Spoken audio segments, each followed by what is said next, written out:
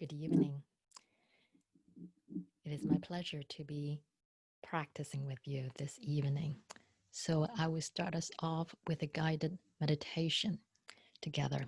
So before we start, make sure that you are seated in a comfortable posture, allowing the body to sit in a position that gives you stability, either in a chair or on a cushion. Taking care to set up the body so that you can allow the lower back to fall into its natural curvature, because it allows the skeletal structure to do most of the work of holding up the body, minimizing the use will facilitate relaxation of your body. When your body is relaxed, you're more able to relax the mind. You may find it helpful to have some support for your palms, left palm on top of the right palm, that supports your shoulders, allowing your shoulders to relax.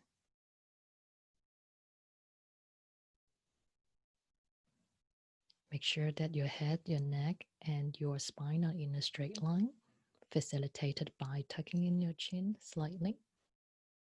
Keep your mouth closed, tip of the tongue lightly touching the roof of the mouth behind the upper front teeth, and the eyes downcast, relaxed.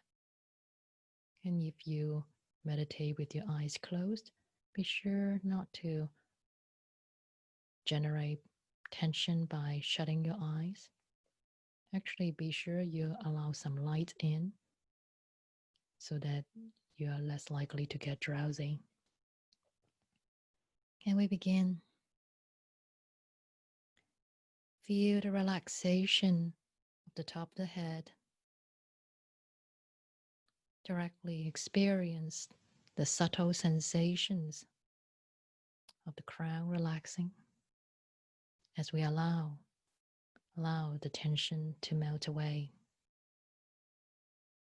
And feel the relaxation spread to the forehead. Check to see if we're holding tension in this area, perhaps between the eyebrows, by habit, maybe from worrying. And allow the tension to melt away. And feel the relaxation spread to the eyeballs and eye muscles.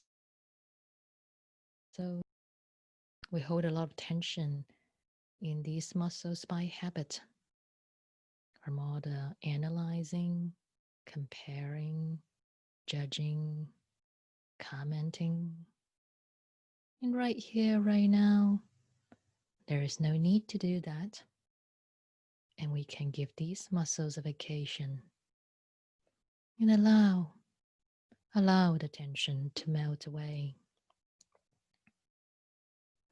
And feel the relaxation spread to the facial muscles. Check to see if you are holding tension in these muscles by habit. Perhaps to hold up a certain facial expression for the world to see. Right here, right now, there is no need to do that. And we can give these muscles a vacation and allow the tension to melt away. And feel the relaxation spread to the entire head. And feel the relaxation spread down the neck muscles. Directly experience the subtle sensations of the neck muscles softening, like melting butter, as we allow the tension to melt away.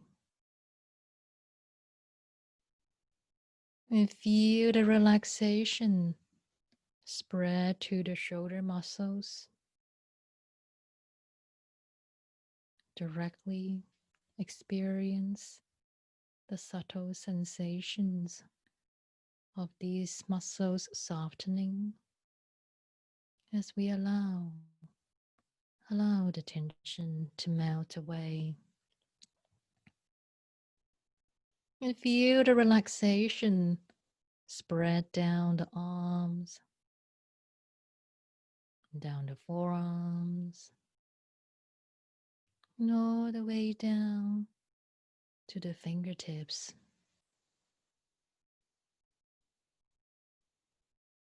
And feel the relaxation spread to the chest area. Check to see if we are holding tension in this area by habit. Maybe from anxiety, fear, worry, sadness, grief. Right here, right now, we can give them a rest and allow the tension to melt away. And feel the relaxation spread down the torso to the lower abdomen.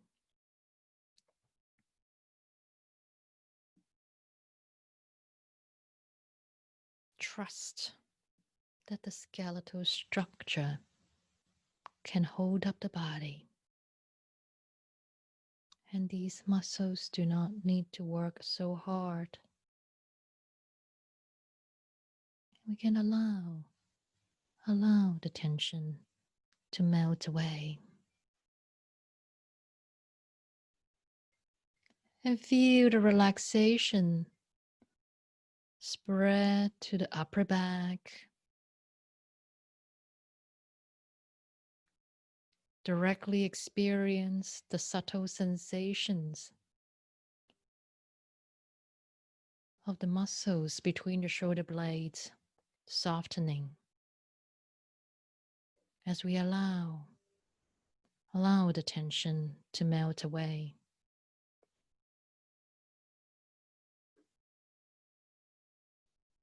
And feel the relaxation spread down the back, all the way down to the lower back.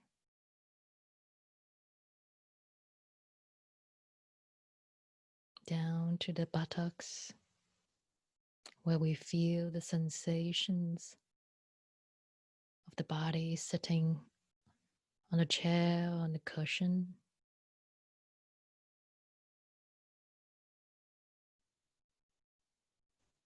And feel the relaxation spread to the thigh muscles.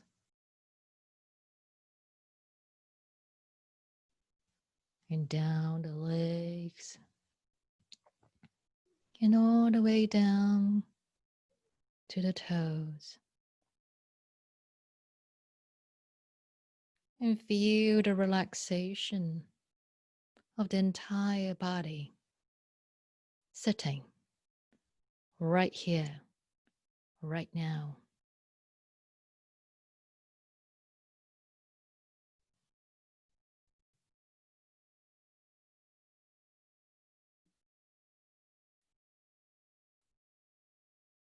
Moment after moment, cultivate this wakeful, clear mind, relaxing into every unfolding present moment.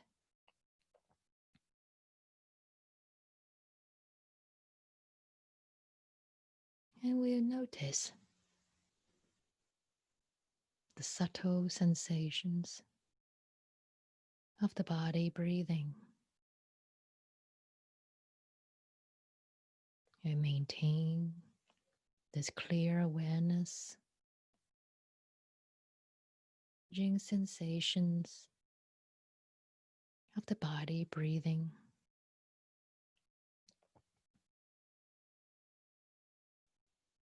allowing the body to breathe naturally.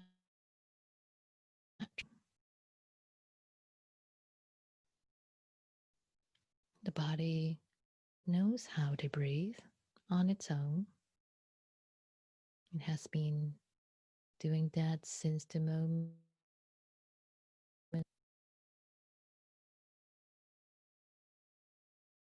we don't need to get involved.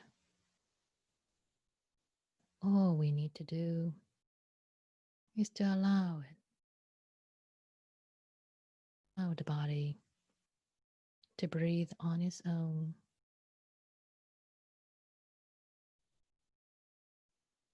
And we're here fully present, clearly aware of the changing sensations of the body breathing,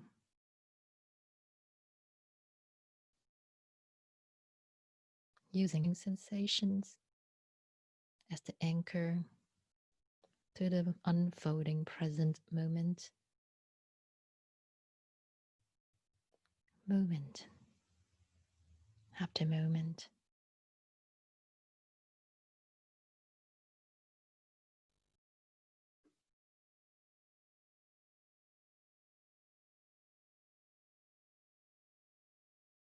And if the mind drifts off, with the changing sensations of the body breathing, no problem. Make use of that as an opportunity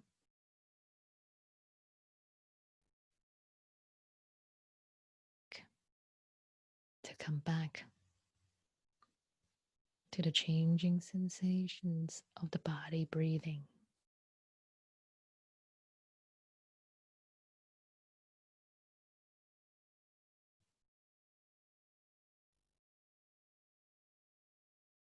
And if we notice thoughts coming through, not a problem. That is part of the present moment.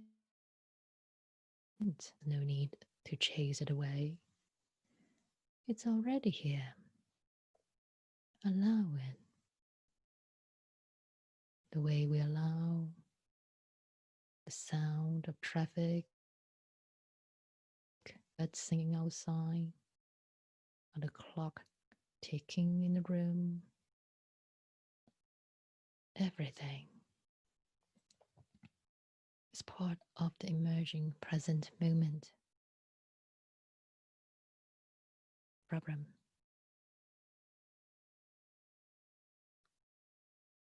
And allow what's arising in the mind, thoughts,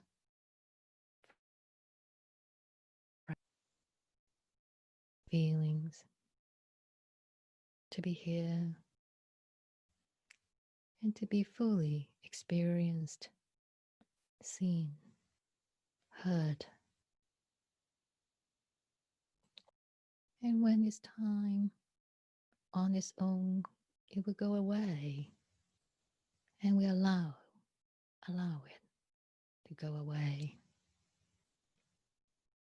on its own time. No need to drag it out. No need to chase it away either. Moment after moment, using the changing sensations of the body breathing to anchor us here. We practice cultivating this clarity.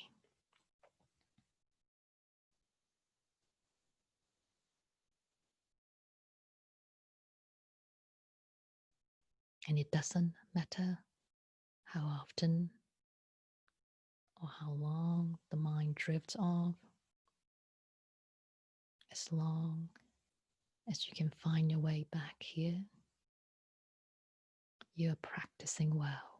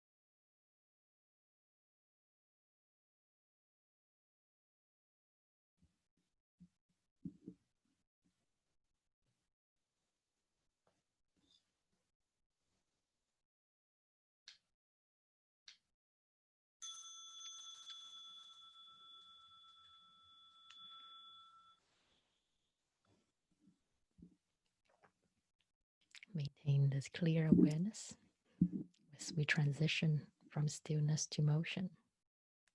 So even though the silent meditation session has ended, we can continue to cultivate this clear awareness of the body and mind as we live in motion.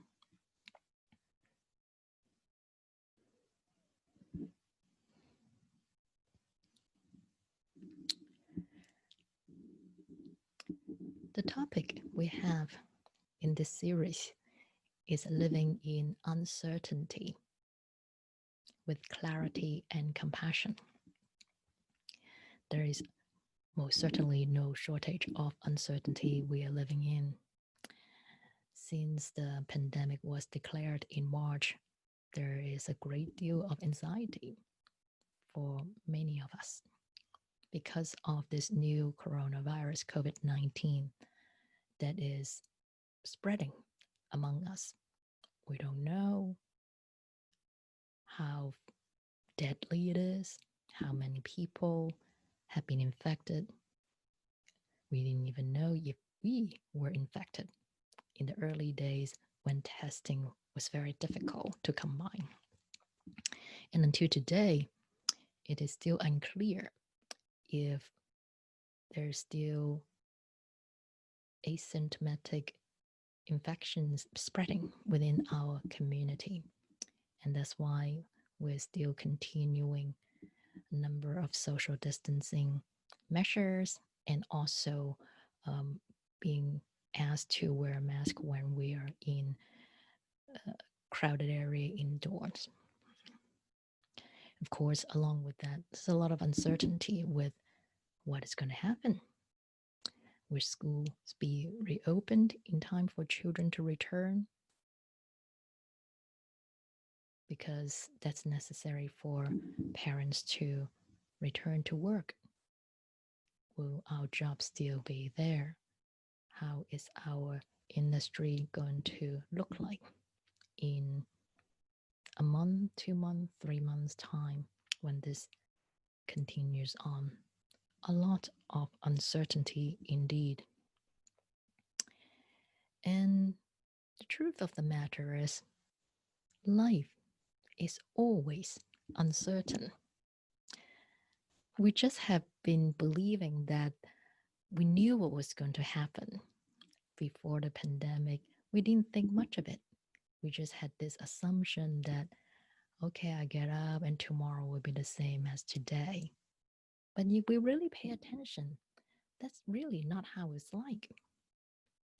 We may go to bed and in the morning we don't feel well at all. Something happened to the body. And so we assume that we'll be going to work the way tomorrow, the way we did today. Maybe the body wouldn't allow us to do that. tomorrow because we had a terrible headache, or we catch a cold, or maybe something happened to a family member and we need to stay home to look after them. Or maybe there is a big storm and the roads are closed because of down power lines and we are unable to get out of our driveway to go to work. The world has always been uncertain because every moment is the coming together of many, many constantly changing causes and conditions. If we take a moment to think about what make this moment we are in right now possible, we'll be able to notice that what happens right now certainly is not inevitable. Many things could have happened to prevent this moment to happen the way it is now. What the pandemic has allowed us to see is the truth of the uncertainty of reality. It has highlighted for us, yes, indeed, we don't really quite know what is going to happen tomorrow or next week or next month. So we can say that actually the pandemic has been a gift to help us cultivate clarity of the reality of our situation, which is that there is really no certainty. Right? And if we're unwilling to accept this truth and want to strive for some certainty, that's when we suffer. Remember, suffering means that whatever is happening, we are unwilling to accept it, or we think there is something wrong with it. We're resisting reality. Whatever is happening is not good enough. When the reality is that everything's constantly shifting and changing, and there's no one to know for sure what is going to happen next. If we refuse to accept this, we're going to suffer. If we insist on certainty, we are going to suffer. And we have also been conditioned by our society to think that uncertainty should mean that something's wrong, that we should be anxious and afraid, when that is not the case. When the reality is that everything is uncertain, there is really nothing wrong with uncertainty. When we can shift our perspective with this clarity of the reality of our situation, then we realize, indeed, uncertainty is normal. There is nothing wrong. But still, we have this habit of becoming used to something that we are familiar with. So we might recall in the early days of the stay-at-home order, we feel our daily life has been greatly disrupted, and we didn't like it. We didn't like the fact that we couldn't just go out, go to work, drive wherever we wanted, go to the grocery store whenever we wanted, and buy whatever we expect to buy, for example. And after a while, many people had mentioned to me that they got quite used to being at home a lot. And when they had to return to school or to work, they actually are scared. They felt there's something wrong with having to do that. So if we allow ourselves to pay attention to this, then we'll realize how quickly our sense of what is normal changes. And so what it also allows us to see is that we are quite resilient. We, in the early days of the disruption, we might get very anxious, and it is quite normal because the brain is registering that there might be potential danger and is secreting stress hormone to help us be a little bit more vigilant in case there is real danger around. So actually, I read a piece saying that if you're feeling stressed, that means your brain is working. There is nothing wrong. And so just shifting our mindset in that way will help us make sense of the situation.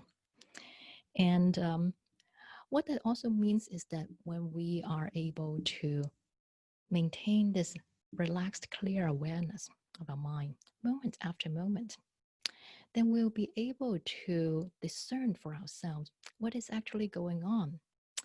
Maybe our brain is telling us there's a great deal of danger. And we look around, actually, it's okay. And so we're entirely capable of cultivating this clear awareness of our body, our mind, and our environment, and coming up with the appropriate actions for the present moment situation. Some of you may have done that already, right? So, for example, when we go into a store, if it's a rather crowded store, um, because a lot of people there, long line outside, and then we want to be careful making sure that we have our mask and keep a safe distance from each other, and make sure that we are looking after our hand hygiene. But we might notice that if we are going out to take a walk in a state park where there's really nobody around us and there's nothing for us to be touching and spreading the virus, then we don't need to be nearly as concerned. So when we are aware of our body and mind in our environment and relaxing into the unfolding present moment, we are capable of knowing what is appropriate to do in that moment. What we may find problematic sometimes is that we make use of a certain set of mechanisms we have developed in a different situation from a different time, instead of set it up in our mind believing that that is the way to do it, that is the way to respond, and I'm just going to do that all the time. And so, for example, we have this plan, this set of actions that we have developed to be in a crowded store, to be super vigilant. And when we carry that with us, when we are taking a walk in a state park, that might seem quite inappropriate, or we might feel that maybe we're really overdoing it, or we are generating unnecessary tension. So, when we are clearly aware of every moment, what we can do is that we will notice how what we have set up in our mind about what to do need adjustment as we observe what's going on in the present moment. And in this way, we develop confidence in our ability to respond appropriately based on the present moment causes and conditions. When we practice this way, we'll notice that, yes, we may not know what's going to happen next week, next month, or 3 months from today, but we are entirely capable of paying attention, being clearly aware of what's going on in our society, what's going on around us in the immediate environment, and what's going on in our body and mind, and knowing what is the appropriate, the right way, right thing, the wise thing, the compassionate thing to do in that moment. And here I've been talking about the cultivation of clear awareness. And it's important to remember that this clear awareness is an open, clear awareness. So it is not a narrowly focused awareness on just the breathing, for example. And when we cultivate this clear, open awareness, what it's going to allow us to do is to allow us to notice many things are going on around us. it's easy for us to just focus on there is this coronavirus, and we become quite preoccupied with it. And that will block us from noticing there are many things happening. We may, when we open our awareness, we may be able to hear the birds singing outside our door, or the beautiful flowers blooming in our front yard or outside our window, or the joyful sound of laughter of children in our own home or outside home from our neighbor's yard. That too is part of the present moment. And when we allow our mind to open with this open, total, clear awareness, yes, we understand that there is this coronavirus spreading, and we do need to be careful and take precautions. But that is not all that is going on. In that way, we can allow joy to enter our heart. This way, we can stay in this unusual time and maintain some emotional and mental balance and stay resilient. And also, many of us will notice that there are things that we have planned that are not happening as planned. And there might be disappointment. But if we allow ourselves to dwell on what we didn't get to do, then we would be missing what has been allowed as a result. And so, again, part of this practice of cultivating clear total awareness is to allow ourselves to notice what is happening in this moment. Yes, maybe we're not able to go about our usual scheduled life, but perhaps that allow children to be home and allow us to have more time with each other and get to see the side of each other, our loved ones in our family, that we don't get to see enough. And recently, someone shared with me, for example, a changed vacation plan. She was originally planning to go to Aruba for a vacation, which is not possible now. And she still took a vacation, but she took her vacation in the Poconos. It might be a little bit disappointing. However, instead of dwelling in the disappointment, she noticed that it's actually really very nice. And so, what we can learn from it is that the vacation is not about the location per se, but it is the mindset that we bring to it. Are we bringing our total clear awareness to allow us to appreciate and enjoy every unfolding present moment?